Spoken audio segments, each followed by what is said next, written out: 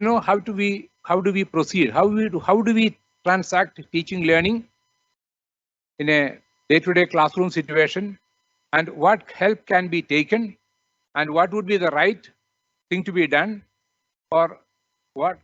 There are many companies around, there are many people around who will tell you this is the solution for you, we will take over. That's the worst thing that can happen. If you hand over teaching learning to some company, somebody who will come to you with some brilliant idea and say, okay, now hand over everything to me, pay this, I'll take over. And then what are we doing? So we thought, as an association, we should look at a way forward.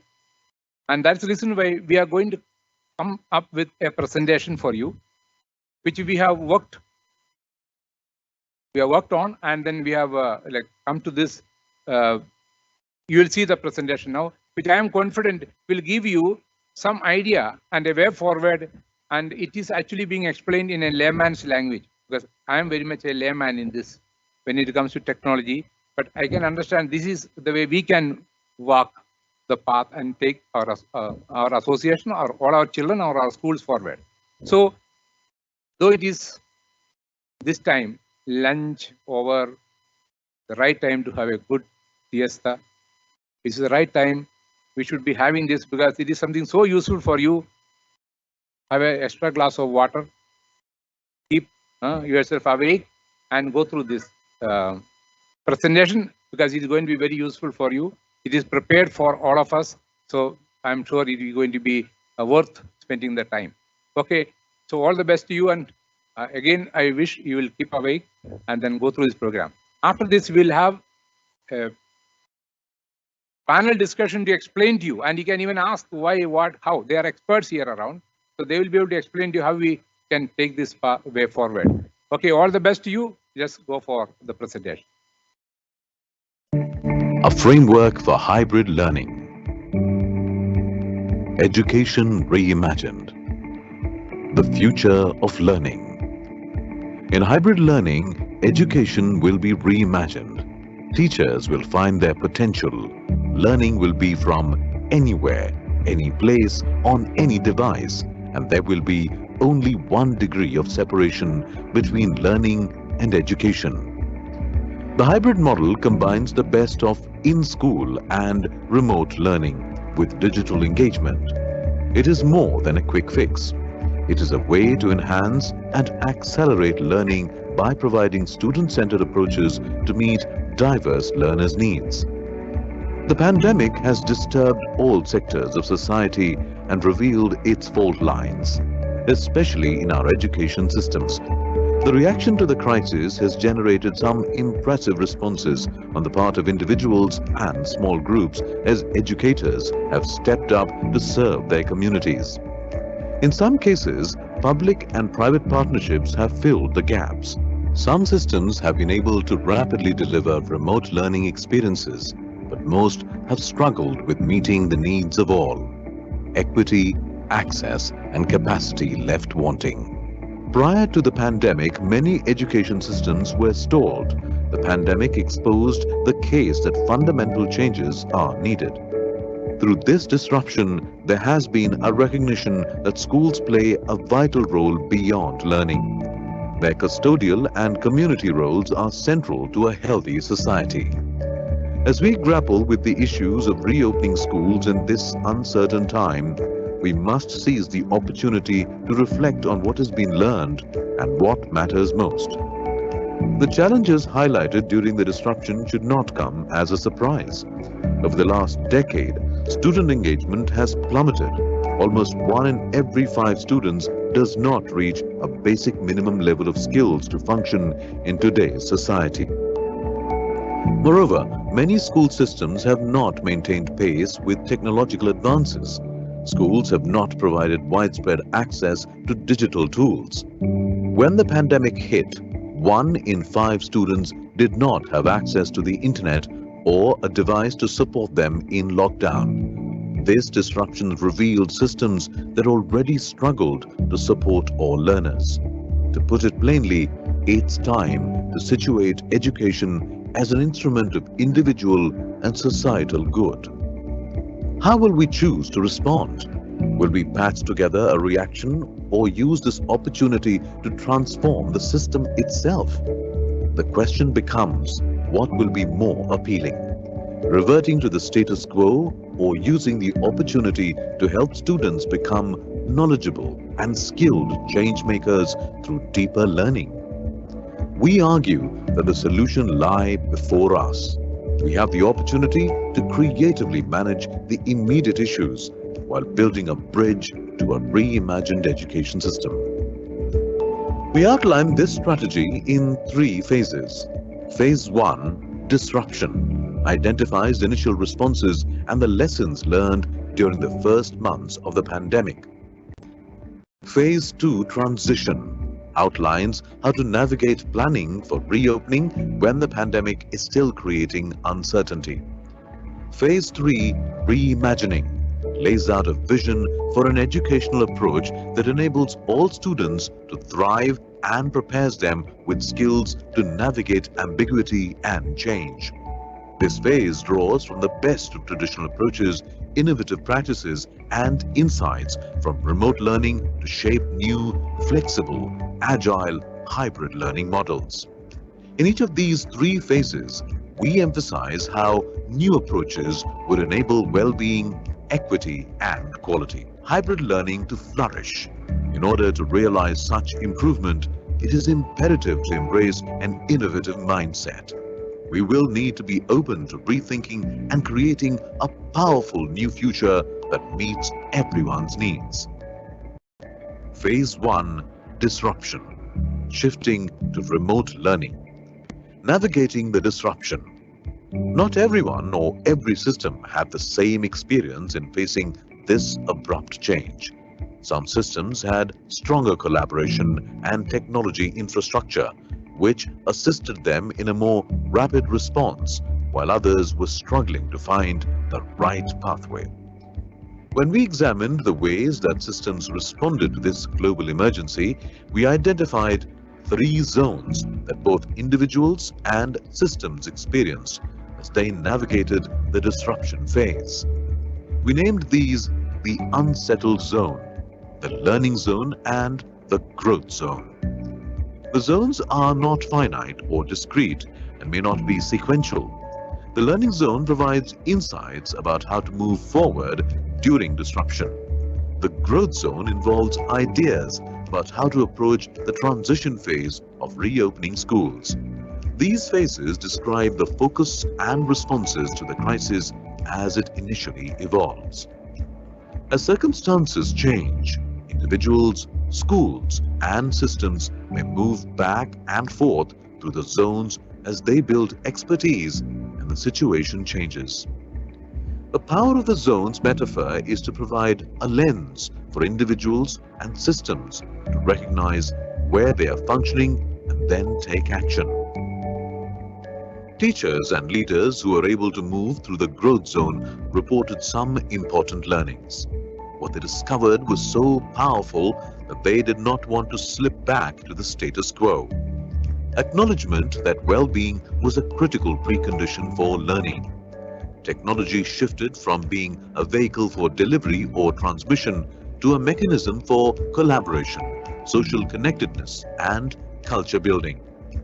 Self-regulation and learning to learn were key determinants of student motivation, engagement, and success. Students who found themselves with more choice and voice exceeded expectations, finding ways to help themselves and collaborate with others. Collaboration among teachers and leaders emerged because the focus was clear. In the absence of high-stakes testing, systems relied on teacher and leader professional judgments. Phase 2, transition, reopening schools. The challenge to reopen schools is complex. The realities of meeting health and safety needs while also addressing those who are underserved and marginalized as a result of economic collapse seem to be more than enough to manage. Add into the mix the priority of regenerating a stalled learning system, and the task seems impossible. In this section, we attempt to break this process into manageable, practical chunks. There is no blueprint for reopening schools during an unpredictable pandemic. Whether in schools, state, or at policy level, you will be adapting constantly to respond to three interconnected issues: well-being, quality learning, safety, and operations. However, before delving into these three issues, bear in mind that this complex change will require leaders to exert contextual and emotional intelligence across all three interconnected issues. Be mindful of well-being. Whether managing operations or addressing the learning program, leaders will need to remember that this period represents profound change and loss for adults and children alike. Considerations must include the impacts of a weakened economy, food insecurity, widespread unemployment, housing instability, increased mobility, increased abuse and addiction, while working within an overwhelmed health and social service. We cannot underestimate how these factors have shaken those living through the disruption.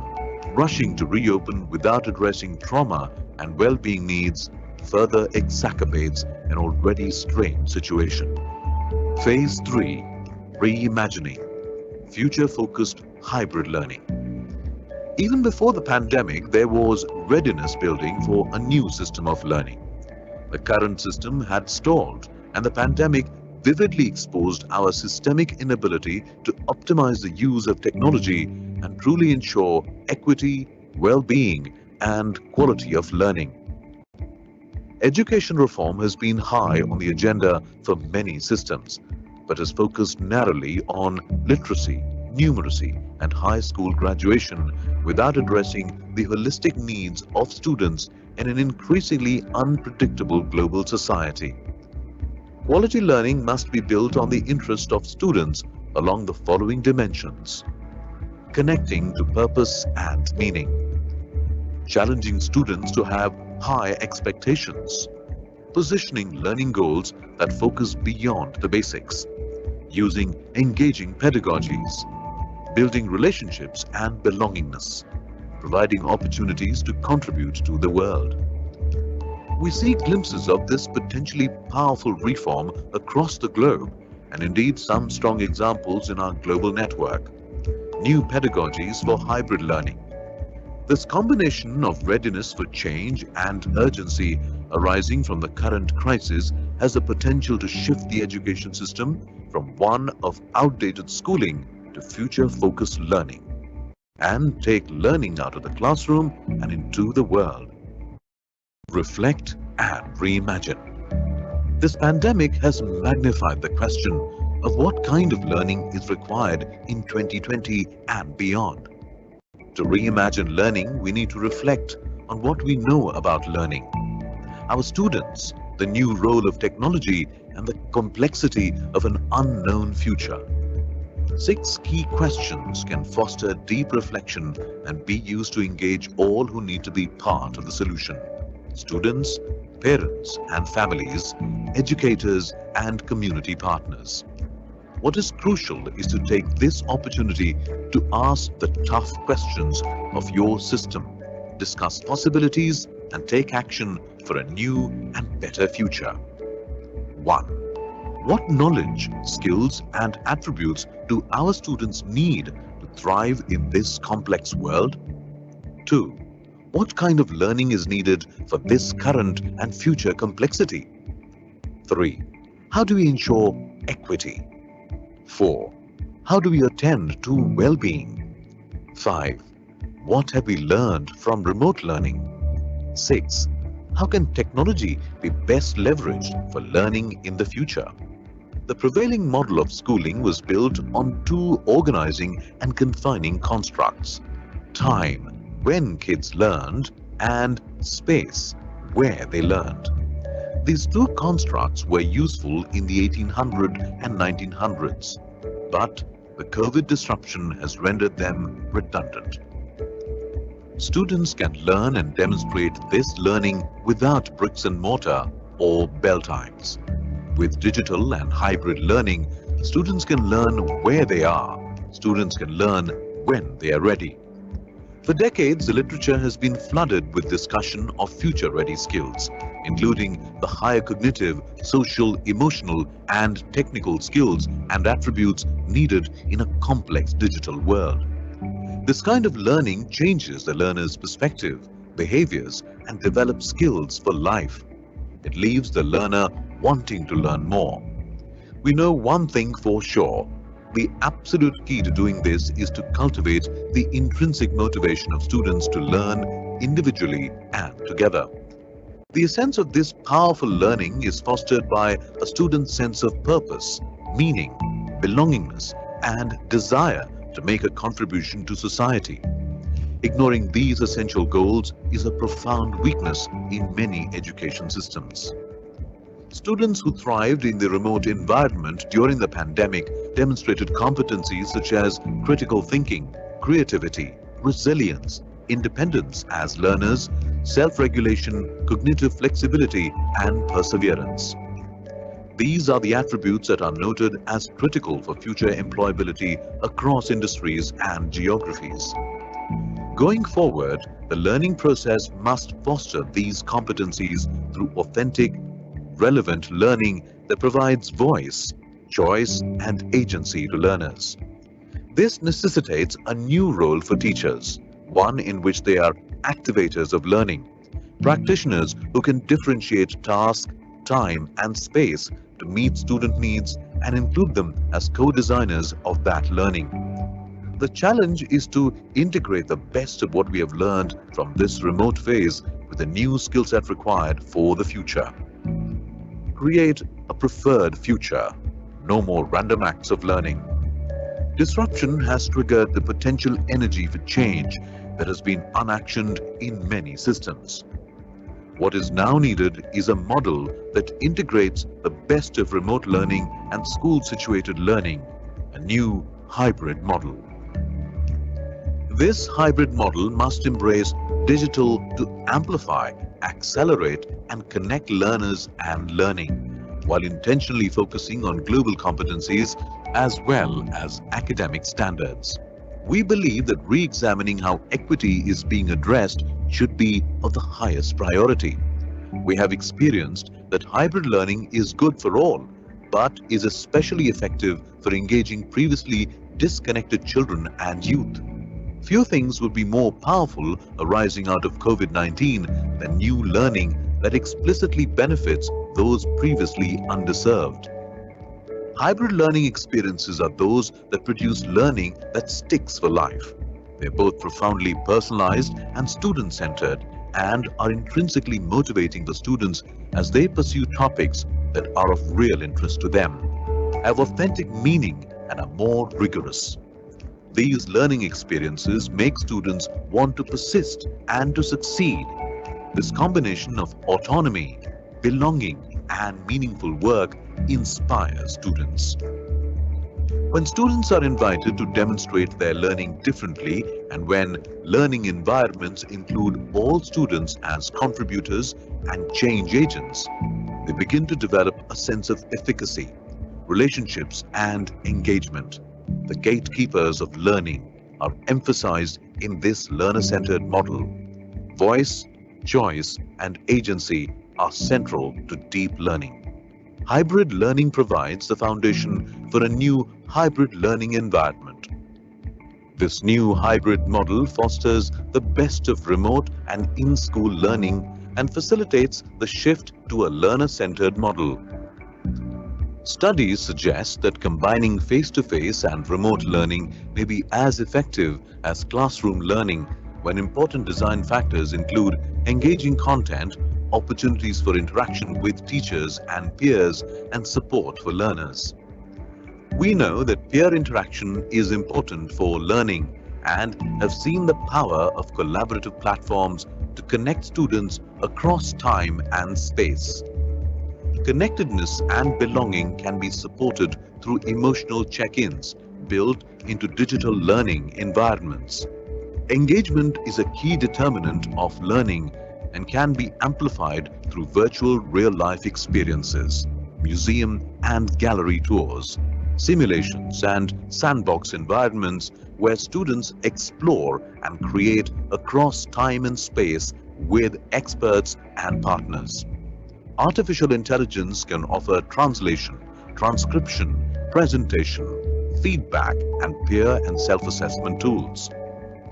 These new skills and attributes, together with a learning process that integrates the best of remote and in-school learning with digital engagement, drives hybrid learning and puts equity and learning for all front and center. Build school and system conditions for hybrid learning. Many schools, even before the pandemic, could point with pride to classrooms where innovative practices engage students in interactive learning experiences, solving real-life problems. However, the bigger challenge remains how to move this from a few bright spots of innovation to a pervasive shift in thinking and practices that impact all learners. Changing practices requires a reculturing for students, teachers, families, and community, not just changing structures and processes. The framework describes the conditions needed to mobilize hybrid learning exponentially across schools and districts, including policies, practices, and actions. Hybrid learning takes our best selves, a hybrid of synchronous and asynchronous, virtual and bricks and mortar, which explicitly embraces effective pedagogies, partnerships, environments, and digital to allow all learners to access, understand, create, co-create, and refine new knowledge. It is the cornerstone for a new educational paradigm and allows teachers and learners to pursue possibilities previously out of reach for all but a few learners. Moving forward, what does quality learning look like in the hybrid environment?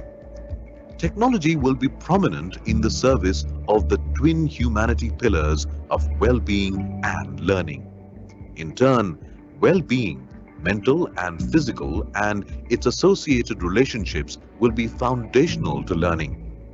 Learning itself will cultivate and build on the sense of purpose of children and youth to contribute to a better world for themselves and others. Learners will be drawn to the global competencies such as the 6 C's, which will guide learning and encompass the basic skills of literacy and numeracy. The other disciplines will flourish as sources of human expression, creativity, exploration, and development. Learning will become ubiquitous, any place, any time. There will be a mix of individual, small group, and whole class engagement. Student-led activities, expert engagement, and a blend of real-life and online learning will concur. Learning will happen at school, at home, in the community, and beyond. Assessments of learning will change where the relative roles of artificial intelligence and human judgment will become clarified in terms of grading, commentary, and feedback to enhance engagement and learning. Some extremely disadvantaged students initially will need specific support. The majority will become readily engaged in this new system. The neuroscience of new learning confirms the endless potential for better learning for everyone. Hybrid learning pedagogy, knowledge beyond walls. Hybrid learning pedagogy for digital teaching. This is the center point to make digital transformation success. Having digital equipment or digital content will not make digital teaching a success. The way you teach is very important. Hybrid school, building the connected learning community. In the connected learning community, formal education simultaneously meets dual objectives. First, it creates a lifelong passion for learning in every student that transcends and outlives school. Second, academic achievement. The fundamental building blocks: 1. A modern learning infrastructure. 2. Anytime, anyplace access. 3. Seamless integration of technology. A modern learning infrastructure. A modern learning infrastructure is an information infrastructure that includes technology, hardware, software, peripherals, and connections to the internet, and a network of people with technical expertise, practical experience, and knowledge to share. It also includes information in all its available forms. Anytime, any place access. A community can only benefit from a modern learning infrastructure if community members have broad and easy access to it. In a connected learning community, learners of all ages and abilities gain access through desktop computers, laptops, handheld devices, and other portable technology tools available at school, home, in libraries, businesses, youth centers, public kiosks, and other points where people gather. Use of the infrastructure in a connected learning community does not depend on owning a computer. Seamless integration. As businesses have learned, acquiring technology is only the first and perhaps the easiest step in using technology to improve processes and operations. Adjusting the organization to benefit from technology is more difficult. Technology, while necessary, is not sufficient. The third and final building block in creating a connected learning community is seamless integration of technology, the total merging of the modern learning infrastructure and access to it. This transparent interaction enables new levels of learning and new possibilities for the operation and management of schools. For students, technology becomes an everyday learning tool that students can exploit to direct their own learning. For teachers, technology becomes a comprehensive curriculum development and management environment with new teaching resources and new opportunities to individualize instruction. For administrators, technology becomes a tool for continuous school improvement. To take advantage of the best technology offers in education, schools, from the principals to the administrators to the teachers, must be willing to challenge old assumptions and test new solutions. The school should create a digital transformation team. The responsibility will be as follows: mapping physical classes to digital classes, teachers and students' credential creation, mapping of lesson plans, time plans, digital resource plan, delivery plan, and human resource plan. In every hybrid learning pedagogy class, there will be 5 teaching resources in one class session, or called as class managers. Their roles and responsibility are as follows. Presenter will present the lesson plan to the learner. Collaborator will answer the questions from the learner on chat and clarify their doubts. Engagement specialist will test the learning at various intervals and will publish the results to the class managers. Content manager will drive the class by mapping different learning objects for a lesson plan. If the learners are not able to comprehend the lesson, the content manager will change the learning object to suit the learners. They will get information from collaborator and engagement specialist during the class and will deliver content dynamically. DTHL coordinator will look into IT infrastructure, starting and ending of the class, digital resources needed to conduct the class, entry and exit of students, student attendance, responsible for virtual field trips, etc. Digital content. Content director, subject experts along with the team of content generators and digital content creators will create content to be presented in the virtual classroom. This team will be responsible for lesson plan, time plan, digital resource plan, delivery plan, and human resource plan. Empowered teachers. Effective learning has always depended on effective teachers. In the age of technology-empowered education, the teacher remains the critical link to learning. The integration of technology does, however, role for teachers in the classroom. Now a teacher will have more specialized roles compared to generalized role in the past. A teacher can be content director, digital content creator, presenter, collaborator, engagement specialist, content manager, DTHL coordinator, or all of the above. empowered student. There has been a lot of debate on the following: ideal screen time for students, lack of social interaction between students, and can a home environment replace a classroom? For students, technology is no longer an isolated tool or separate subject to learn. Many students entering schools today have an unparalleled comfort with technology and confidence in their ability to use it. The use of technology is becoming a seamless part of their lives and a powerful tool for learning. Hybrid learning pedagogy has designed a digital learning format for a connected learner. Educator time.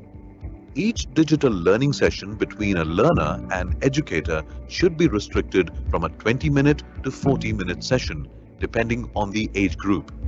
In this session, the learner will be presented with lessons in which there will be collaboration, engagement, and personalized learning.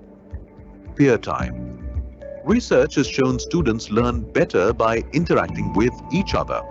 Therefore, our suggestion is project work should be given to smaller groups of students, assigning them breakaway rooms so that students can collaborate with each other and complete these projects. This technique will help build their communication, collaboration, creativity, critical thinking, and computational thinking. The 5 C's. These sessions should not exceed more than an hour a day. Me time.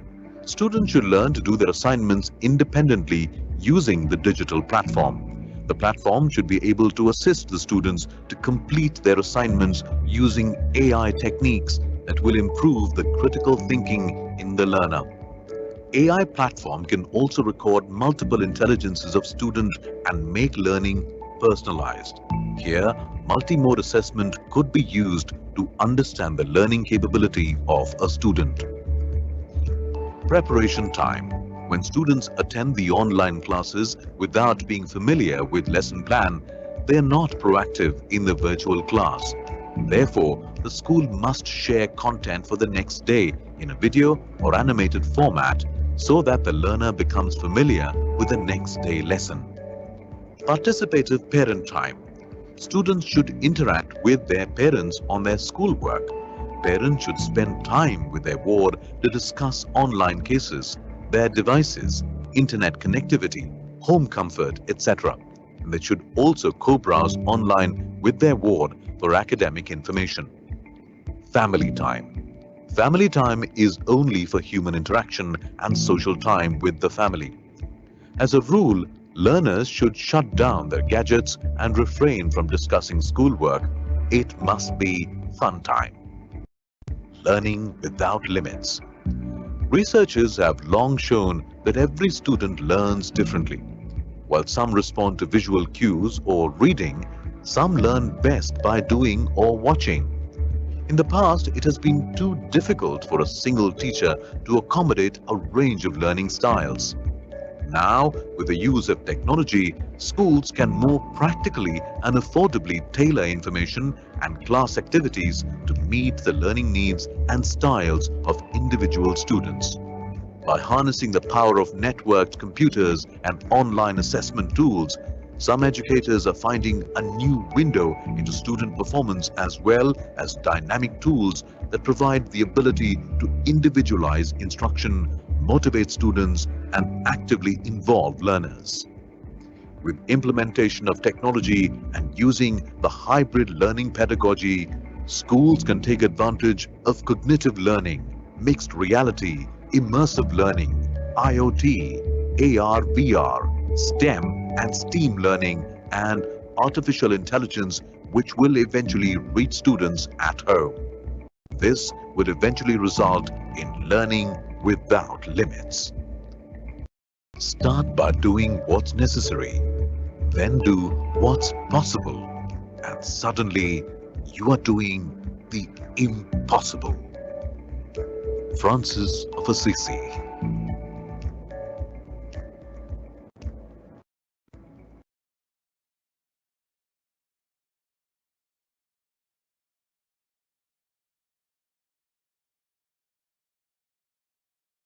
Thank you, Mr. Vincent, for the elaborate presentation on hybrid learning reimagining.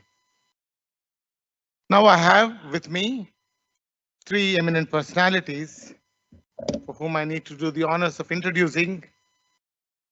So I take the opportunity to invite Mr. Suchindra Kumar. He is the India Country Director of Wisenose. Prior to joining Wisenose, he was an Executive Director with Ernst & Young and led its education sector advisory practice. He has worked extensively across the value chain in the education sector in school, higher and vocational education areas in addition to edtech companies. He has extensive experience in usage of technology in education across improving learning outcomes and access to learning content. He has worked on designing and implementing large-scale programs across the country, including Sarva Shiksha Abhiyan, Samagra Shiksha Abhiyan, Pradhan Mantri Kaushal Vikas Yojana, and Udaan, and has managed the NSDC portfolio of investee companies in skilling space. Suchindra is an alumnus of IIM Bangalore and Delhi College of Engineering. He has been the lead author for multiple reports for FICCI, School Education Committee on Vision for School Education 2030, New Age India 4.0, and online learning. Ladies and gentlemen, shall we just warmly welcome Mr. Suchindra Kumar onto the dais, please. At the same time, let me take the opportunity to welcome Mr. G.A. Vikram, who is the design consultant and educator of Edge Design Consultancy. Mr. Vikram is the professional education programmer of industrial design specialization, product design from National Institute of Design, Ahmedabad. And prior to and his master's from the postgraduate degree in economics, Mysore University. He has 30 years of academic and industry experience. He has held senior academic faculty since 2014 to 2020. At present, he is the design consultant and visiting faculty. 1990 and 2020, Associate Professor Adjunct and HOD School of Industrial Design, United World Institute of Design, Ahmedabad.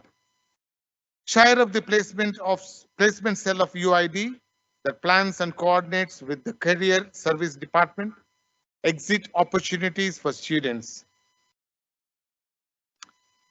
Mr. G.A. Vikram is a member of the core team planning and curating the Ahmedabad Design Week 2020. Has worked with various industries and he has 28 years of experience, and the list goes on for 5 pages, and I shorten at this point of time and I request him to come onto the dais. Here, let's welcome Mr. G.A. Vikram. Sorry for cut shorting the long profile. Now let me take the opportunity to invite Mr. Vikas Agarwal, partner consulting leader, education and tech transformation in urban government and public sector, Ernst & Young. And his professional qualifications are an MBA from University of Delhi and Bachelor's of Engineering from Nagpur University. Vikas leads the Ernst & Young's engagement with the Government of Education, Smart Cities, and ULB's technology and digital infrastructure. Vikas has around 30 years of experience in the field of advisory services and technology solutions, focusing on technology-led transformation, process interventions, and PPP in technology. His experience spans across urban, education, rural, health, public safety, telecom, transport, energy, and meteorology verticals. Prior to the current position with Ernst & Young, Vikas has worked in leadership positions with Microsoft, KPMG, PwC, Gartner Research and CMC Limited.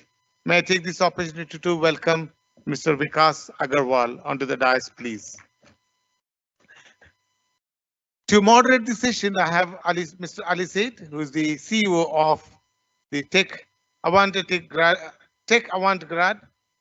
and he's here to moderate this session. I request Mr. Ali Seth to kindly come onto the dais and take up the session. Thank you.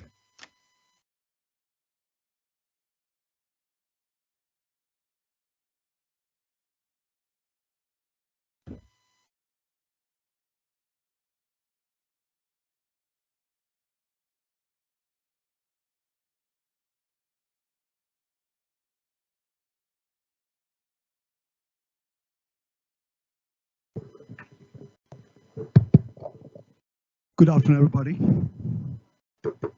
You give me a good afternoon, otherwise I'll make you stamp your feet again. Okay, so let me have a good afternoon. Good afternoon. Okay, I think the video you have seen, and it was 30 minutes of soft music put you to sleep, but we will here see that they give you some perspective on hybrid learning, which is a very important subject today. And congratulations to Dr. Emmanuel for that morning presentation that you made on pedagogies. It makes a lot of sense because everything is coming live in the hybrid learning. Anyway, so I think a lot of you all have some kind of a transformation done from physical learning to digital learning. I don't think anybody's escaped that process of it, excepting for a lot of government schools. Well, I have got three very distinguished guest gentlemen. You heard the resumes, and they're here with only one concern, that the formal education shouldn't stop, because they have come to talk to you not to give you a lot of gyan, but to address your questions. First, let me start asking them the questions which I have got with me. Then subsequent to that, you can stop me anytime and ask them a question. Suchindra comes from an advisory role. He's worked for ENY and other places. And now he's with a company called Wise News. But his advisory background makes a lot of sense for him to come to this gathering today. Then I have got Vikas sitting next to me. Vikas comes from IT consulting side, because today without IT consulting and the right IT equipment or implementation, I think your schools will never work in this new paradigm. Then I got Vikram with me. Vikram is an old friend of mine. He's from NID Ahmedabad, comes from a lot of design experience. But today, schools needs to be redesigned. And that's why he's here to address your questions and talk to you. Well, first, let me ask Suchindra his first question. Suchindra, your specialization has been in advisory services and higher education and vocational training. You have done everything, and also schools. How has a new paradigm shifted today from post-pandemic? What is your advisory going to be in the future? So I think what the last 2 years really gave us was a sneak view into what the world maybe would have been 20 years later. We've just crushed that entire 20-year progress into the last 2 years. Every single stakeholder in the education system, the students, the parents, the teachers, and the schools as a whole have experienced something new, something they've never tried before. And I think what is required is to keep taking the positives out of it and building a new paradigm. We need to focus on positive. There were a lot of negatives. There was learning loss, yes, but then there were new ways of teaching. There was ways of providing good teachers to areas and places which had never seen a good teacher full-time in a school. That's what digital teaching allowed a lot of people. So what we need to do is really rethink the entire education system. So today, even now, a lot of parents don't want their kids to come back.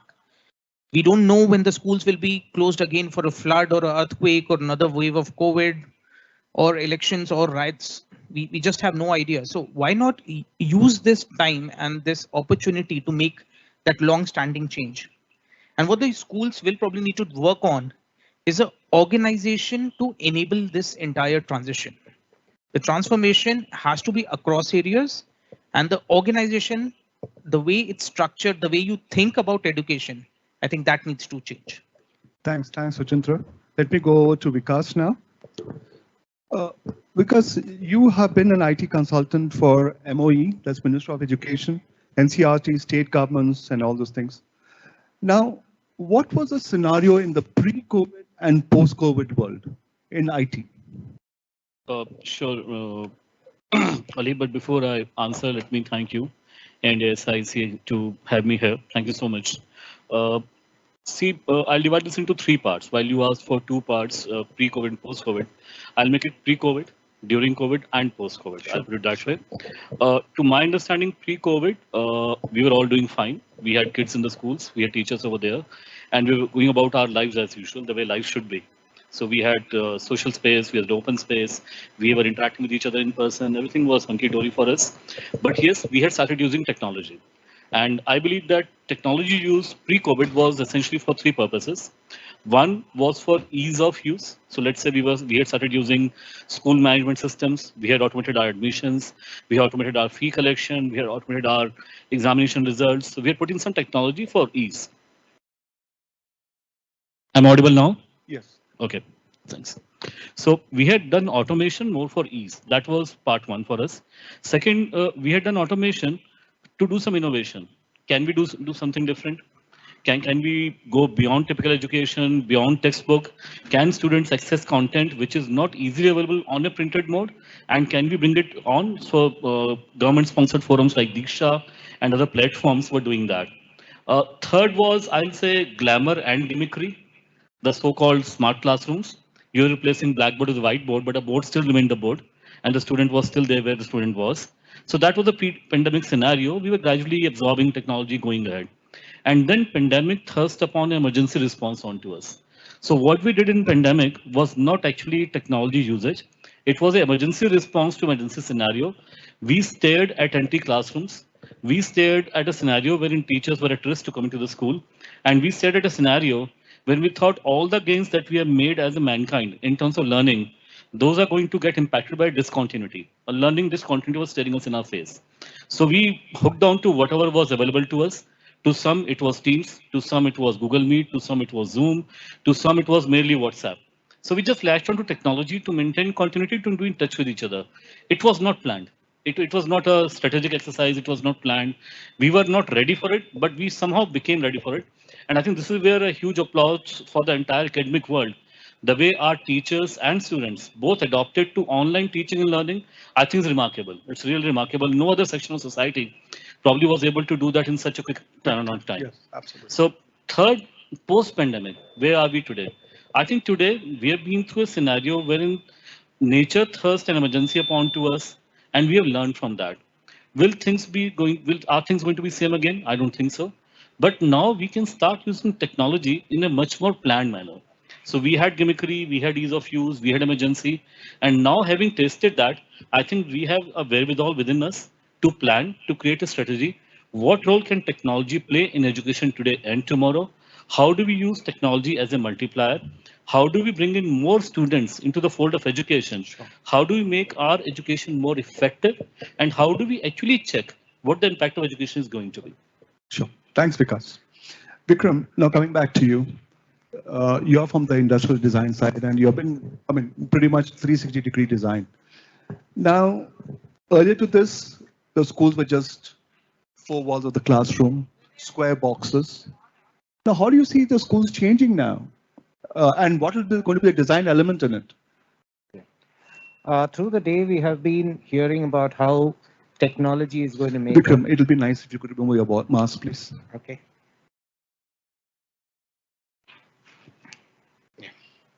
Yeah, sorry about that. Through the day, we've heard about how technology is going to make a change in these times. We have also heard about the problems that are being faced by teachers and students. Design is an integrative field which acts as the wire media between technology and processes and people. When it comes to classrooms, and now classrooms have shifted into homes too. On the one hand, we are dealing with teachers who have to present their knowledge base to students who may be in the classroom or sitting at home. To enable teachers to present this content in meaningful ways and in immersive ways so that students get engrossed in what is being taught without having to feel they're being watched continually. It means that design intervenes at the content stage, presenting the content in many different forms, including any of the new technologies that have been discussed widely today. For the students, they need environments where they can concentrate on what they're doing, which means that design has to intervene at that point, giving them the kind of furniture or the particular environments that allow them to learn without distractions. Then design becomes very, very important because it is an interdisciplinary field which brings together behavior, usability, experience, technology in one place. Thanks, Vikram. Thanks for that. I'll go over to Suchindra now.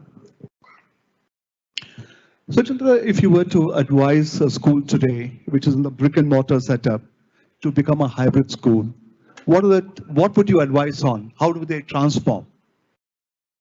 So I think the first and the foremost thing, which I believe, Vikas spoke about during pandemic phase, we automated teaching. We just did the same thing. You still had a teacher teaching to a class. The only thing is, instead of standing in a class and students sitting beyond, you started doing it online.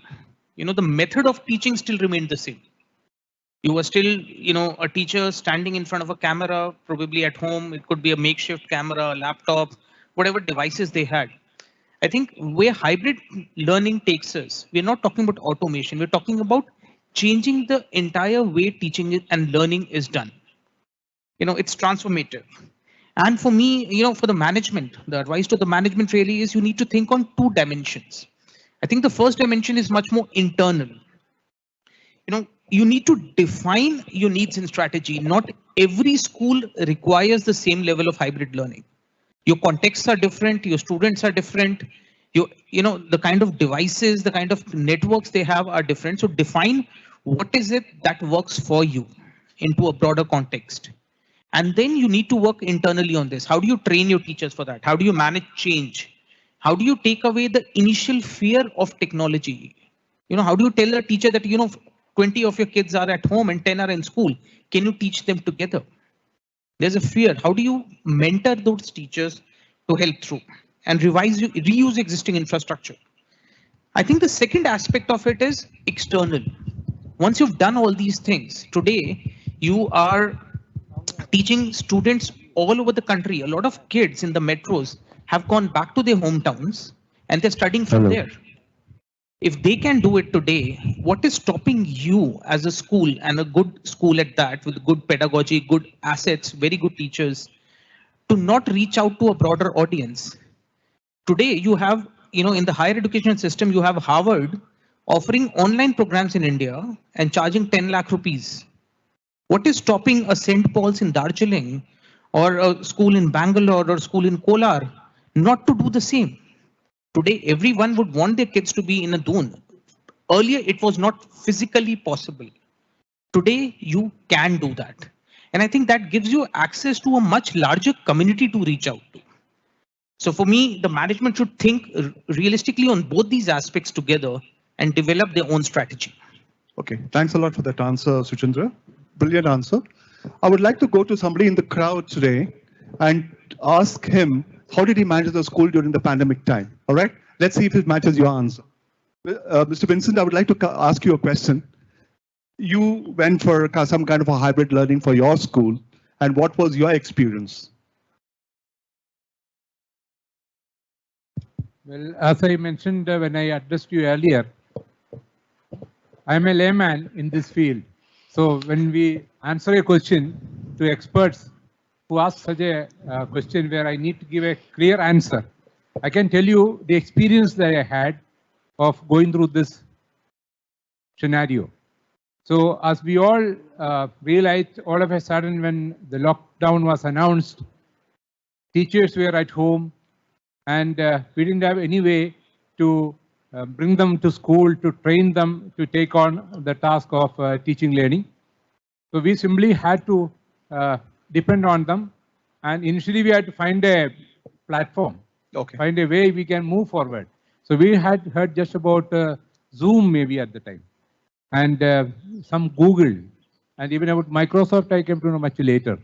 So we are searching for solutions, but I'm sure in the discussions that followed, the interactions that we had among ourselves, we were able to find out, the right platform, or we thought would be the right platform, because that was important. Yes. And then to convince teachers to use that platform to teach, and then with just the mobile phone in hand. 90% of them had just a mobile phone and not a computer or anything at home.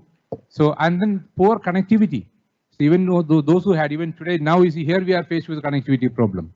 So teachers at home with only just a mobile phone and with no connectivity and so on, was a problem. So it took a while, to go through that process of, first of all, finding the platform, then convincing the teachers that they need to use the platform, and later to train them to use the right platform. Because easy. Earlier when you started with the Zoom, it was just okay for anyone to just go on. But when you move to something else like Microsoft, it was not that easy. One had to go through training. So anyway, when she overcame those hurdles, then I think it was quite interesting and exciting, I would say. The teachers found it new world. They got into a frame of mind where they could learn something more, they could improve themselves. And then I'm sure when we talked to each other, many of you told me that, oh, my teacher is doing a wonderful job. Now, even now we will say that, okay, our teachers did a wonderful job under those circumstances, because you were under a lot of constraints, and yet we managed. And so now the 2 years have gone this way. I think whatever you have been talking about, we managed to implement to a great extent, because we had the will and we had the means. And of course, for me, I had an advantage because I had already set up all these smart boards in the classes before the pandemic. So it was very easy to bring them to the school when it was allowed, and then teach from school. And so it was actually quite an easy operation, I would say, at that stage. So we have reached this day, but then we are not sure how long it will go this way, and we are waiting for school to open and everyone to come back and go back to blackboard. Oh, do you want to do that? I don't think so. I don't think going back to blackboard is a great idea, but I'm sure we are comfortable with this. I was just joking. Okay, perfect. Thanks a lot, Mr. Vincent. I think Mr. Vincent requires a big hand because he's done a great job for his school and it's become a hybrid school. Okay, Vikas, coming back to you. Because see, when we started education, the first education system, that was a Gurukul system. Okay, there you didn't require any infrastructure. Then when you came to 4 walls of the classroom, you require the brick and mortar setup. Now you will come to the hybrid thing, you have to have a physical infrastructure, digital infrastructure and things like that. Do you think people can afford this, Vikas? And what's the return on investment for them? So I look at it slightly differently, Ali. To your question, my counter question is, can we afford to ignore this? So it's about what costs we would end up incurring if we don't undertake this expenditure. It's something like that. Okay. So can we afford to go back to the earlier way? Because if you look at it, the scenario, disruptions are going to be part of life now. I think in all probability, the virus is here to stay for some more time. You never know when we are going to meet again in person. We're not going to meet again in person. At the same time, and it was, I think, coincidental that while pandemic was striking us, we also had NEP coming out. Now, certain aspects of NEP, which talk about multiple credits, multiple systems, a choice to be given to the students, new pedagogy methods. So I don't think we need to go back. It's not a matter of can we afford to continue where we are. I think it's a matter of can we afford to go back to where we were. I don't think so. Second, in terms of return of investment, I think there's definitely ROI, because if we are merely sticking to online, then maybe it might sound to be a costly proposition. But if you're talking about a proper, well-planned hybrid learning, then the reach of the same teacher. So when you mention Gurukul, now what's at the center of the Gurukul? Guru, not the student, right? Similarly, even today, at the center of education is a teacher. Now, one teacher teaching to 25 students or 50 students versus same teacher now reaching across to 500 students in an interactive mode, right? So I think the affordability definitely is there. ROI is there. ROI is both in terms of better education. ROI is also in terms of today, this way of teaching and learning brings us an opportunity to understand learning requirements of individual students, what we call as personalized adaptive learning. So you get into that. So I think there's tremendous ROI into that. Yeah. Okay. Thanks, Vikas. Now I'll go to Mr. Dr. Emmanuel here. Sir, can you just take a mic for yourself? You invested a lot of money on your school in terms of IT. Okay, you have the largest amount of students, I think, in any school in India, and you spent a lot of money on IT. Was it worth it, Dr. Emmanuel? Definitely, because we use two methods, synchronous, asynchronous method. We have recorded lessons in advance because, as you mentioned, we have large school where we have about 20 divisions. There are a few classes. All of them are not very smart and bright. There are a few teachers who are extremely smart. They sing, they dance, they act, they teach very well. So with their cooperation, we have recorded, sent those videos to entire class in advance. They read at home. I mean, they watch those videos at home, and they prepare thoroughly. They come to the teacher when teacher is conducting online classes. They ask questions. There's a kind of a two-way dialogue less than one-way dialogue. And whatever we have invested, we have benefited so much. Fantastic, sir. Thanks a lot. Thank you very much. Give him a big hand, please. Okay. Now I'll go to Vikram. Vikram, now again, coming back to the same investment portion of it. Suppose you see the schools from the 1800s.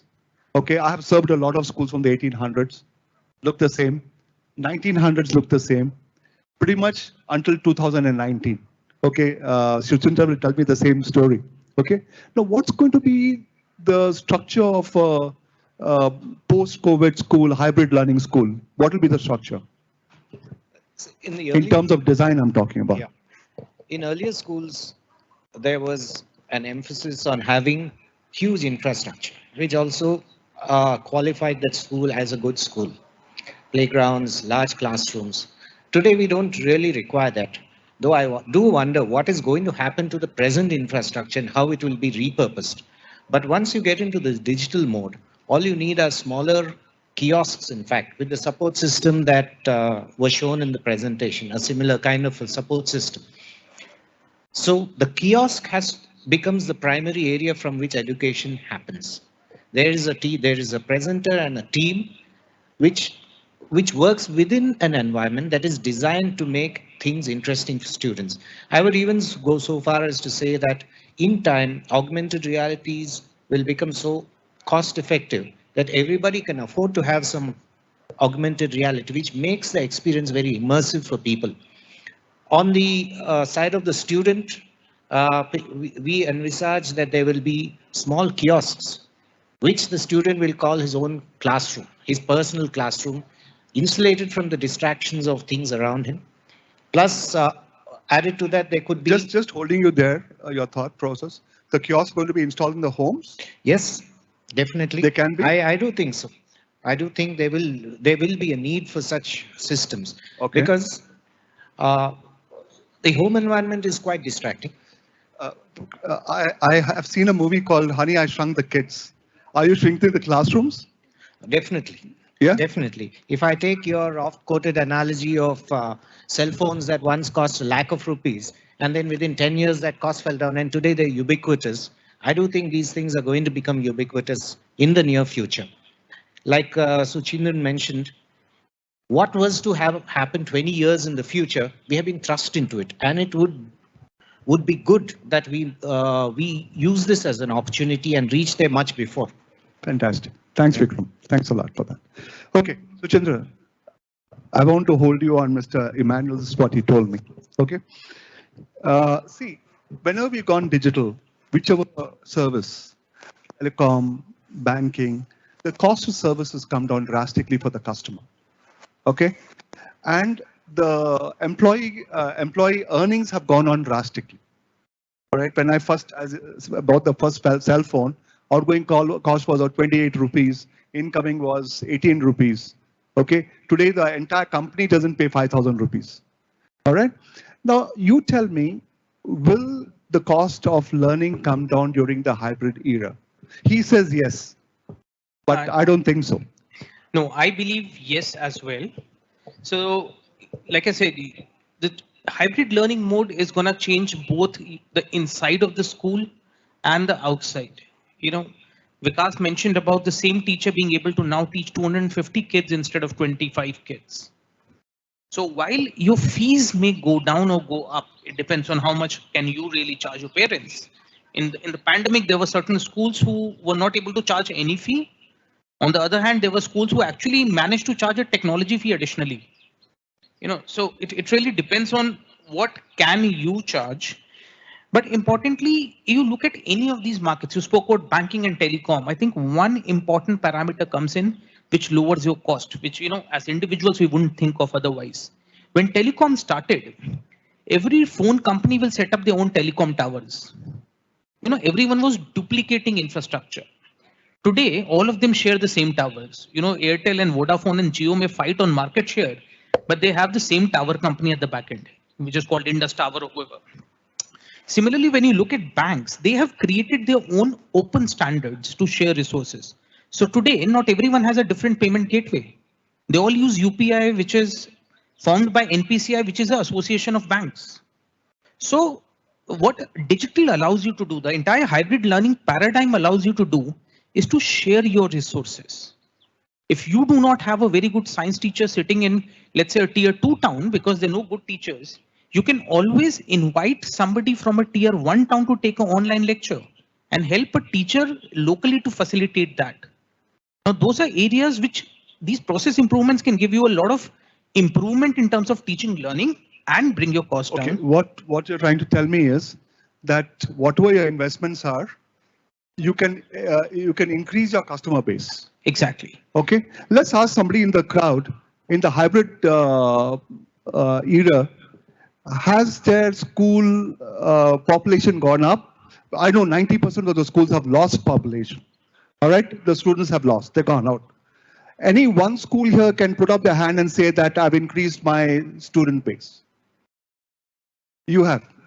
You're going in further than 12,000, is it? Okay, great. No, I really mean it. Sanjay.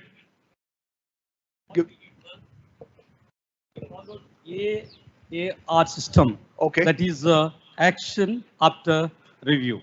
What it is, when you follow certain system, what went right, what went wrong, how do you think we can rectify in future? We always use this analogy to rectify our strengths and weaknesses. That's how we are able to Fantastic. stand and Really able good. to win over others. Really good. I would like to go to ma'am there. How did you increase your students?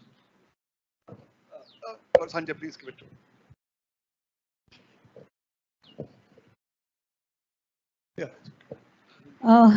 We have not increased by a huge number, but in the last 2 years, I think we have gained around 250 more students. But are you on a hybrid mode? Yes, we are in a hybrid mode, not like real, but yes, we are in a hybrid mode. What we did was that, okay, we are still using Zoom platform, but we realized that only Zoom and only one-way teaching will not work. So we asked our teachers, because nothing was available for you like on YouTube or something also. So we told our own team that this is a problem. You do your own research on these 4 pillars. The 4 pillars which we gave our teachers was web learning, how to make web learning better. Second was how to use critical thinking more in your class. Correct. Third was how to use experiential learning more in your class. Sure. And fourth, which really was important, I feel, for the lower classes, was how to use kinesthetic learning. The body had to be involved a lot. Wonderful. So what we did, our teachers were asked to do research work. Small teams were made. They were given 2 months time. 2 months I gave purposefully that because they had to do that research And then we had a series of 40 webinars conducted by our teachers for our teachers. Fantastic. This has changed the entire teaching learning Okay. in our school. Okay. And I think that went to the audience. Congratulations, ma'am. Thanks a lot for that. I think she deserves a big hand here because this is thinking out of the box. Well, let me go to Vikas now. See, because hybrid learning is a super modern infrastructure, all right? And what are the different technology components would you want to implement in a hybrid learning system? So there are multiple components which go into that, Ali, but then before we go into components, I think we need to first decide on what would hybrid learning mean to us. Is it going to mean merely going online in a synchronous mode? Would it also mean a blend of asynchronous and synchronous? Yes. Would it mean, as and when allowed, kids come to school, maybe for labs or for play sessions, and some classes are synchronous, some synchronous? Or would it mean a real use of technology wherein you blend all of these together? So the lessons which can be done asynchronous, kids do that, asynchronous mode, they come prepared, they come to the class more to resolve their doubts, and then they move on to labs. So fully blended mechanism wherein you are not using technology only when forced to, but in a very well planned, well imagined manner. So the first and foremost ingredient is the planning and strategy, what hybrid learning is going to be for us and what ROI we expect from that. And then of course would come the technology basis. But before technology basis, very important ingredient is to do an assessment. Assessment of maturity of our staff, of our teachers, of our non-academic staff, of administrators, assessment of maturity of students, like how much in a day a student can absorb on an online means versus an offline means. What should be the ratio? What should be the ratio of an open space student coming to a classroom versus sitting at home? So if you look at a new concept when they talk about seat time. So what's the seat time we are going to define? When the student is going to be in a seat in a classroom. And then of course, once we have done that assessment, then we make our plans, and the first and foremost thing over there is what today is being called as registries. So you need to create registries of students, teachers, academics, non-academics, talking about their specialities, talking about validation checks, talking about authentication, so that you know you are talking precisely about student A and not about student B. So creating those registries and then putting those other pieces of technology around the place. And of course, you need all those paraphernalia, the network, the content, the device to be used at both the ends. And of course, how do you monitor the entire setup? How do you manage as and when things are going online, more and more online, then you can't manage it offline. So even your administrative staff has to start using administration tools online. So technology, I feel, is the easiest ingredient and something very easily available. It's more about what kind of setup we want to create for ourselves. Okay. Vikram, coming to you now. Vikram, the biggest problem is, as Vikas said, we're going to have face-to-face and virtual, all right? Now, how do you create spaces for that? What kind of designing would you do to create a space like that? Okay, technology is available, all right? What about the physical infrastructures? You said you'll create a kiosk in the home, all right? And then what about the school? How does that entire thing work? I think we had talked about this in the earlier point also, that we do need dedicated spaces within schools to deliver this particular experience. The equipment is available, the technologies are available. How creatively it is put together to give the student the feel that they are in some form of a conventional learning space, something they are familiar with, but yet substantially new enough for them to get immersed within. Now, design plays a very important role. Let me just digress a minute, Ali. I would really think that we are on the cusp of great opportunity here, great change. And it requires everybody to be utterly visionary in dealing with this problem on hand.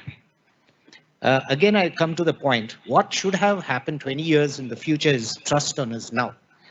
And everybody who grabs this opportunity is likely to fare better over the next decade than those people who think that we let us revert to some familiar form. That means the role of design becomes really important out here.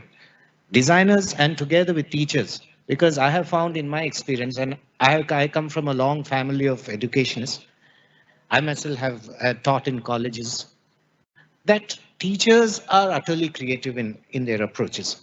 Designers need to collaborate with teachers, with the schools to put together systems which suit each individual school. So every school would have its own flavor and difference. There cannot be a one fit that is going to go across schools, though it is entirely possible. We talk about kiosks. Now, within the kiosk, how do you make that kiosk engage? What are the design elements? What are the colors? There's a lot of psychology involved in it that makes things better for both the presenter and the student. The design is definitely an area where that is going to help schools and managements deal with these issues. Sure. Thanks, Vikram. Thanks for that. Let me go to Suchandra now. Suchandra, when people want to create a hybrid school, now we have sold the idea of a hybrid school. Okay. Now let's see how many people are going to create a hybrid school. When they're going to create a hybrid school, now see, the people who are sitting here are decision makers. All right. Some sort of a decision they'll make. So what they have to keep in mind before they start venturing into a hybrid school? So I guess what you need to really answer, like I said, you need a strategy for the hybrid school, right? You need to implement it differently for every school. What are your parameters to decide what needs to be done? Think of all the 3 or 4 stakeholders involved.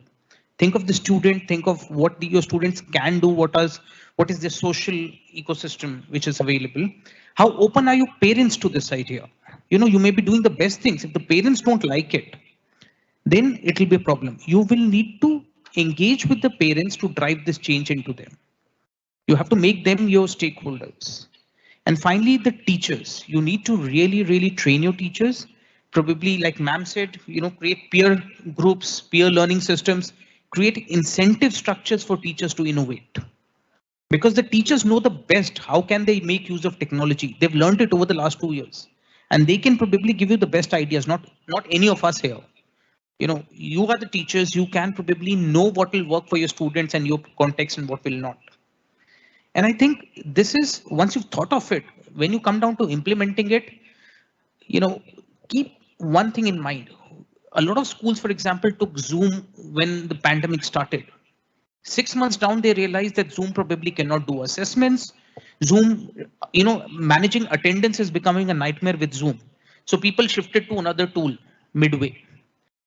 Don't go in for knee-jerk reactions. You know, that's a benefit of thinking it through. Think through from a long-term perspective. Don't try and buy everything yourself. You know, don't try and do everything yourself.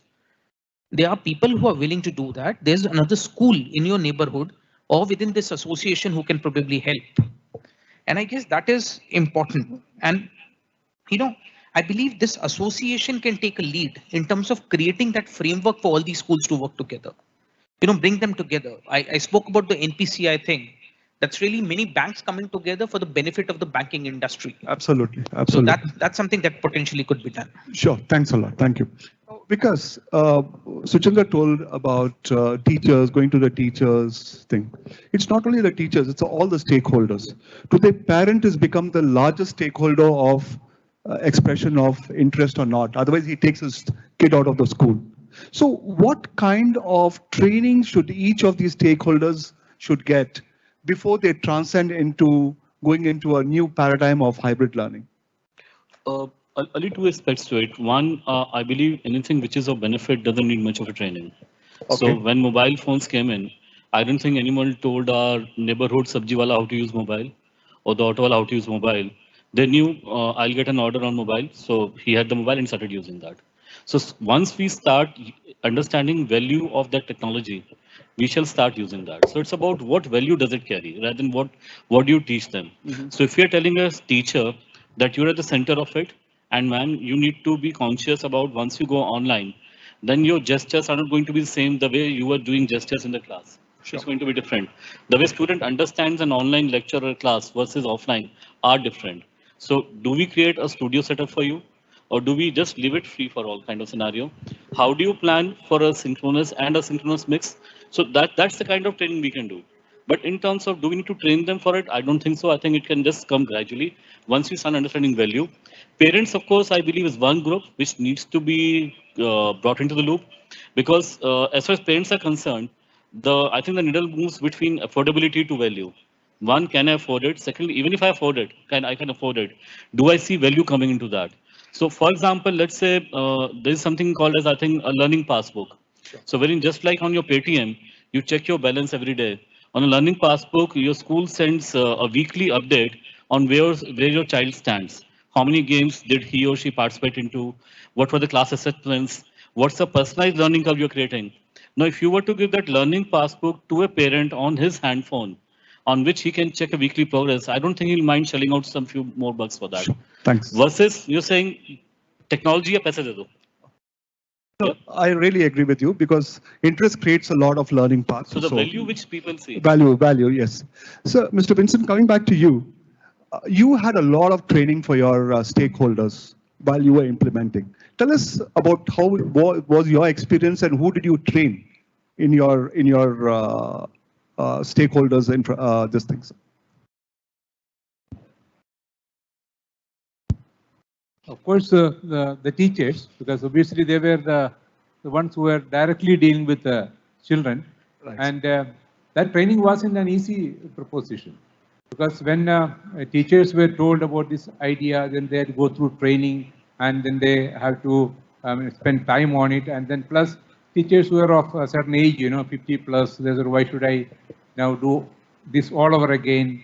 There was a lot of negativity, and in fact, there were some who shed tears in front of me, saying, spare us. And you see, after all, even the management felt that, maybe this is a 1 month, 2 month affair. Why insist with this? Let it be. So that was there. Negativity was always there initially. And so it took a little while to get them into it. Sure. But the one trick I used was, when they found it all difficult, I said, I'll join you for the training. I signed up for the training along with them. And so then they couldn't say no to it.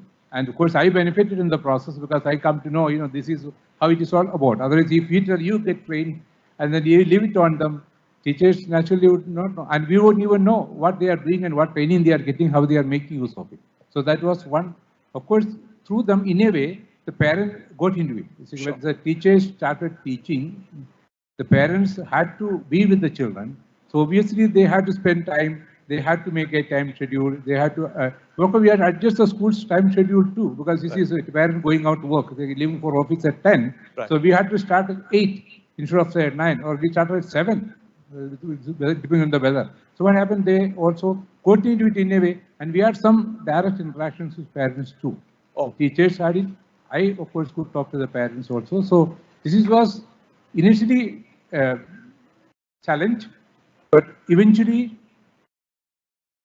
something exciting, actually. Okay. And everybody benefited from this, and I think anybody can do it. And but Sure. then there are challenges. If you deal with the teachers, especially, I feel that they need to be led through this process, and Sure. then they. Definitely, sir. Thank you. Thank you. I'm going to Ms. Bartley. She doesn't know this. One of her teachers did a hybrid learning course. And ma'am, one of her teachers did a hybrid learning course, 5-day course. Yeah. Right? And she was really extremely excited about the whole thing. How did that happen? How did she manage to take your permission to do this course, and how did you allow that to happen? Are you referring to Zainab? Zainab. I'm talking about Zainab, yes. Okay. See, otherwise also she's very tech savvy. She's got her passion, her interest in technology, and she goes on doing different courses. Okay. So when she talked about hybrid learning, we were also fascinated and we were really prepared for it. So I said, go ahead and do it. And then she started teaching other students. Today also, if there are problems in the classroom, immediately a teacher calls her and says, please help. So she goes from class to class help. Isn't that amazing, ma'am? That you created a knowledge worker within your school? So congratulations. I mean, I think that Zainab did a great job. Thanks a lot. Thank you. Thank you. Yeah, somebody? Yes, sir. Please. This question is directed to Mr. Vikas Agarwal. Yeah. Sir, when we are talking about this hybrid learning and it's going to be there for future, how will boards look at this hybrid learning system as we have this attendance and regularity to the school and 75% attendance and so on and so forth? So how will it affect? I think you've been in the MOE And this would have been some of the discussions that you would have heard. Can you just enlighten us? Sure. I think a very valid and very interesting question. And there are a couple of things which I see happening. At central government level, they're creating an architecture called NDR, National Digital Enterprise Architecture for Education. So that actually is a whole encompassing thing where it says right from a student entering a school in terms of admission to the student passing out from the school. Every activity, every process that we do today manually, can it be mapped on a technology platform? Then be it attendance, be it movement of his child, be it his personal records, everything, how do you bring that on a platform? And that platform is going to be common across the country. So if a child moves from state A to state B, from school 1 to school 2, there is no transition pain over there. So that's the architecture which is being finalized by the central government. It's going to run on top of Diksha. Diksha is already functional. They're going to add more elements to it. The way, as of now, the plan is it's going to be offered is two ways. One, central government might create a central instance to which various states and school can log in, or they can follow the same architecture and have their own instance created. So government, to my mind, is agile to the point which you mentioned, sir, that how would the physical process that we do today, how would they work in a semi-virtual world or a fully virtual world? So government is agile to that. That's one. Second, I'll give you a couple of examples at state level. Uh, the Delhi government has reconstituted Delhi Board of Education. You would be aware of that. Delhi Board of Secondary Education. So there they are taking these things into account. That's going to be a semi-virtual hybrid learning environment now. So and what they're saying is it's going to be open to the students, not only from Delhi as a state, but from outside state also. Now, the moment you say outside state, that means going to be totally online, totally virtual. So there also you need to take into account the attendance and other aspects over there. So the way those SOPs are being structured, those SOPs are being framed, this aspect is being taken care into that. Third, I'll give you an example of what is being done in Nagaland today. So Nagaland has come out with a consulting engagement wherein they want consultants to come and tell them in the view of changing world, the way education is changing, the way technology is being used, what changes should board incorporate in itself, in its policies, in its framework, and also what changes should the assessments undergo, be it assessment of teachers in terms of professional development or the actual examinations being held for class 10 to class 12. So you see various aspects are being taken care of. You won't find a single answer to it. Technology is available. So you want to count number of children, how many time a kid blinked his eye, how many time kid was merely in front of the laptop, but actually sleeping. Technology can capture that. But the point is, after capturing it, how do we use it in our process? So things are moving forward in that. Thank you. Yeah. Yeah.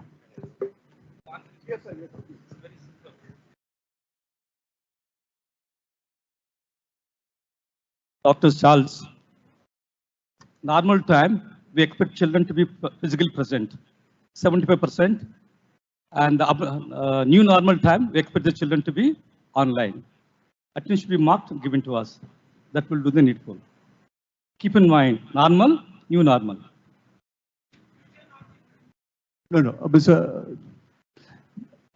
Charles, I'll tell you this. I'll let. Who's wants the question? Who's? Okay, Mr. Charles, let me get the. See, you should hear this now. What I'm trying to tell Mr. Charles, because I'm going to let the cat out of the bag. All right, Mr. Charles, hybrid learning is the only way of learning of the future. All right, why? One is. Morning, you saw the complete presentations on NEP 2020. The moment you change to hybrid learning, all the factors of NEP 2020 are covered, completely covered. Personalized learning, adaptive testing. Okay. Now, they are coming out with one thing called your grades could be banked. There's something called a grade banking. Okay. That means a credit banking is going to come. That means a student can pass one subject from ICSE board, another subject from CBSE board, and one subject from the vocational board, and still he can pass a 12th standard certification. Okay, that's the new normal. Now, if you have hybrid learning, you can achieve it. If you don't have the... No, sir, at 10th standard is coming, 10th and 12th is coming down. We are working on that with the NCRT. Okay, so the moment the person reaches the 12th standard, okay, we are bringing in a course from MSU, that is Michigan State University, 3-credit course, where they can bank this course, and when they go to America, they can study their graduation there. Okay, so that's coming up right now. There's still the framework is being formed. But as you said, the hybrid learning is the answer to all your problems.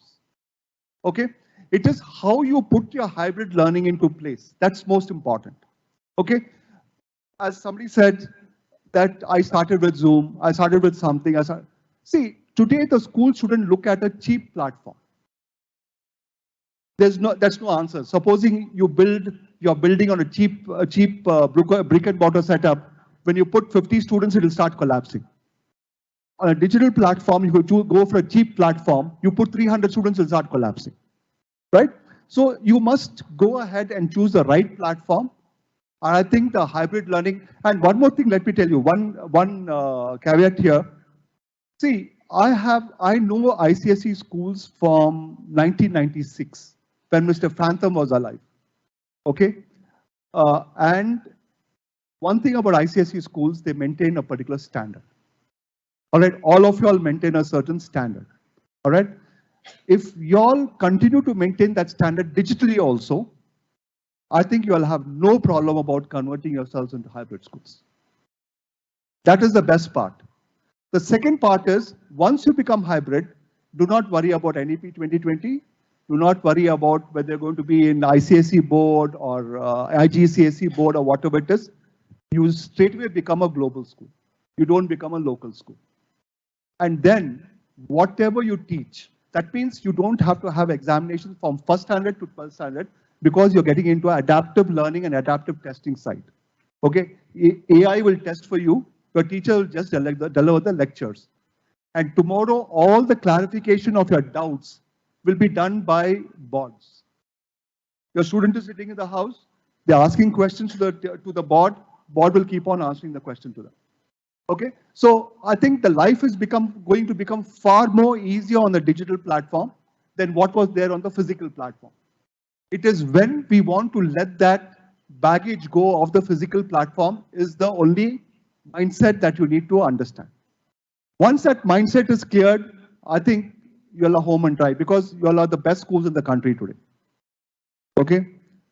The only thing that you need to do is sit around, we'll go out of this place, sit around, discuss, and take a resolution that tomorrow you're going to become a hybrid learning schools. And I think that's the answer to your question.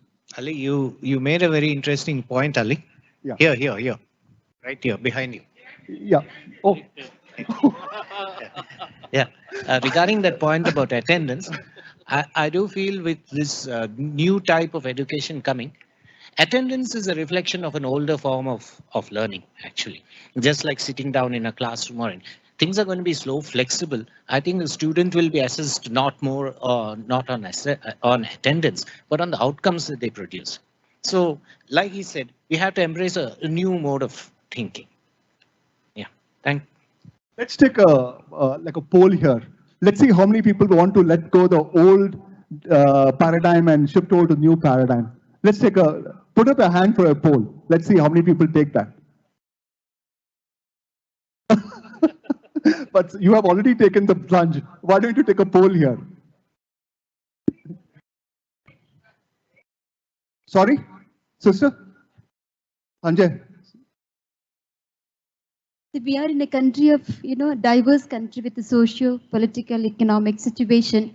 How do you handle 10% of parents who think this online mode of learning as stress as well as health issues? No, sister. How do you handle them? No. I'll tell you what this is. A person is only fearful of the unknown. Okay? Now, if you tell the parent, I'm going to reduce the fees by 10%, if you go online, they'll all go online tomorrow. I'm telling you, I'm not being crude. I'm being realistic. Okay? I'm being realistic. Second is, supposing, let's say, see, today they only bother about one thing. Because we started implementing the wrong platforms when we went online. Okay, I have seen schools, the teacher will open any platform and start teaching the students. the parents were not satisfied. Parents do not want to pay for a video call. They want to pay for a LMS platform. You adopt the right platform, people will come and will not complain. No, I have no issues, but when you really go back to the field, they think the children's eye, they No, have no, health sister. issues, these number of issues come up. Personally, I do not have problem, and we are doing it very well. No, sister, what I'm telling you is, there is comfort in numbers. Okay? Supposing all of you all take a thing saying that we're going to be hybrid from now onwards, and this is how we're going to go forward. Okay? Then the only option with the parent is keep the child with you or keep the child out of your schools. Okay, that's the first portion of it. Second is, there's no alternative to quality education. If they want quality education, they have to come to your schools. See, I'll tell you one thing. I'll tell you a little background about myself. All right, I deal with 25,000 CBSE schools. Okay, plus 2,000 of your schools, and plus I deal with nearly about 75,000 budget schools. Nearly a lakh of schools I deal with across the country. But the budget schools always let the parent down. Okay, because they're not delivering quality education. It's just aspirational school between going to the government school and going to a budget school. But supposing you put up a right infrastructure, digital, that's why I was talking to Vikas about the right infrastructure. If you have a right infrastructure, that's a digital infrastructure, I don't think anybody will discount your schools. I was just telling Mr. Charles also, MSU, that is Michigan State University, is coming down to India on a hybrid mode. You see how many students will get enrolled there? Many. Then there is no device time, there is no bad eye time, nothing. Because they're studying with MSU. MSU is quality. Likewise, supposing you all put the quality in front and not go for this cheap gadgets and cheap internet connectivity, I think you'll be way ahead of the thing. Yes, sir. Sanjay. I just agree with you. Maybe when come to the higher standard, children can go. Particularly, I think all of them will agree with me. The admissions, the other things, particularly in the lower level, LKG, UKG. Parents are telling, why should my child to sit in front of the gadgets right in the early age? Now, this is kind of, I know children, parents have taken admissions, but when online mode has come, immediately they said, let the child come the next year. I'll tell you, the same parent is giving his cell phone to the child to play games. You know that? Yeah, that's right. No, we are trying to educate, but when it comes, because they are telling that why do you want to pay maybe around that. So, sir, like I mentioned, we're not talking about online. One of the big things, there's a huge difference when you look at that video. There was online learning on one side, there was physical learning on one side, and hybrid was in between. None of us is advocating moving completely online. When we're talking about hybrid, even today in the class, when you go to the UKGs and LKGs, quite a lot of time is used on audio visual aids, even today. So a teacher will play a rhyme, there will be some videos, there'll be movie times and things. Parents appreciate that as a part of the teaching learning process. So that's where the entire idea of personalization, not one size fitting all, comes in. When you're talking about what is it that your school should be doing, you should evaluate it very, very categorically. For a junior school, this is what hybrid means. For them, probably hybrid means 3 days of in-school learning and 2 days whenever they want in another place. For a higher class, it could be other way around. So there's no one single size fit all, but this is definitely doable, not immediately, but in the long term as well. Sir, just to add to the point, we have seen the evolution of screens over the past 30, 40 years, right from the time that TVs emitted a lot of X-rays and they damaged brains to today where they are a lot more friendly. When there is a demand for this thing, there is definitely going to be a better screen coming. So the problems, health problems created by screens is going to diminish. In the morning, we had this presentation that talked about smaller quantities of content within each subject. That means we have greater time. That means it is quite possible that eventually a school could only work for 4 days. The other 3 days, a child spends all around playing, doing whatever else they want, going, visiting museums, and so on and so forth. So the NEP itself envisages a lot of these things. The argument that parents have that children are spending so much time in front of screen, can it be helped? In this situation, it can't be helped. If they have to get educated, they have to sit in front of screen. That means there is somebody going to be developing a better screen tomorrow, and it is bound to happen. So that argument is not going to be supported for very long, I feel. Okay, thanks a lot, Vikram. Thanks a lot, Vilas. Thanks, Vikas. Thanks a lot, Sachindra. And thanks a lot for having us here. It was wonderful dealing with you all and interacting with you all. We are always available to you. Anytime that you need any kind of a help or any kind of a thing, please come back to us. Only leave this thought in your mind that your teachers need to get trained on hybrid learning. There's free hybrid learning courses available. Please send them for that. All right. Please adopt the hybrid learning pedagogy. That's very, very important. That's why I congratulated Dr. Emmanuel in the morning, saying that very important card he played in the morning, saying that pedagogy is very important. It is very important today. In today's scenario, it's very important. Other thing is, there's something called Education Transformation Framework. Please adopt it. It will really be helpful to you. Thanks a lot. Thank you very much.